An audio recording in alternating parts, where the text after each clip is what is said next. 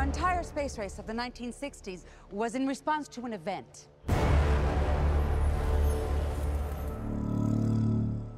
The third live-action Transformers film from director Michael Bay is upon us, rendered in pointless 3D and splurged out in front of the audience like some kind of expensive but entirely incomprehensible CGI soup. It is a love letter to the attention deficit disorder generation, with a plot that skips merrily from one scene to the next without bothering to fill in the gaps. Of course, in reality, it's a love letter to no one, unless you count its hugely bankable mega robot heroes as a kindly post-it to Hollywood's financiers. What it does do is deliver an incoherent action spectacle which is largely identical to the one found in the previous two films, that in some way makes it a success. At least it will seem that way if you concede that Michael Bay has set out to make an absurdist masterpiece rather than a film that has things as trifling as a plot and some characters. If you breathe a word of what you've seen here, it will do time for treason. Everything humans know of our planet, we were told, had been shared. You lied to us.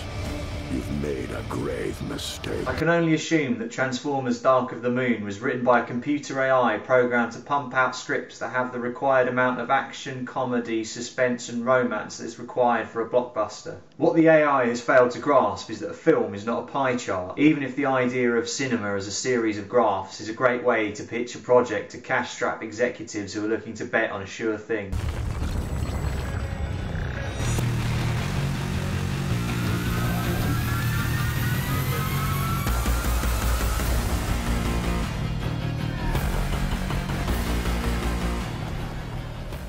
The film kicks off in the 1960s after it is suggested that the space race between the US and the USSR was initiated after an alien craft crashed on the far side of everyone's second favourite celestial body, the Moon. 40 years later, Shia LaBeouf's Sam Witwicky is jobless in Washington DC with another improbably attractive female attached limply to his arm, and for some reason these fucking robot cunts try and destroy the world all over again.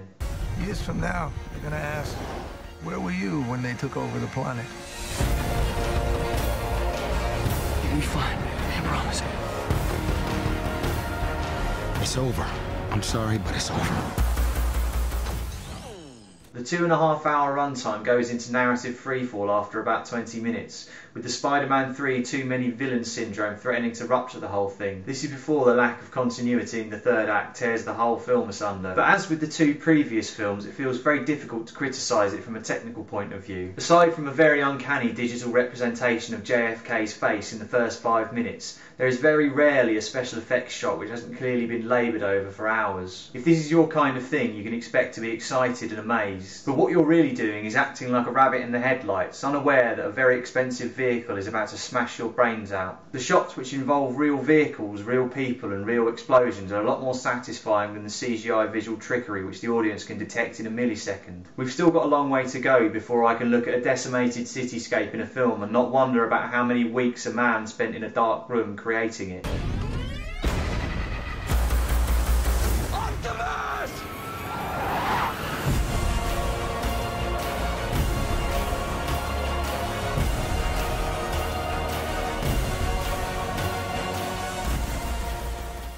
I don't think Bay is a bad director, although he's certainly no storyteller. Just look at The Rock back in 1996 to see what he can do with a script that has compelling characters and actions which have consequences. In contrast, Transformers Dark of the Moon seems to suggest that it's possible to perform acts which are consequence-free. This may be a symptom of focusing on human characters whose actions are largely inconsequential when involved in a war between mechanical titans.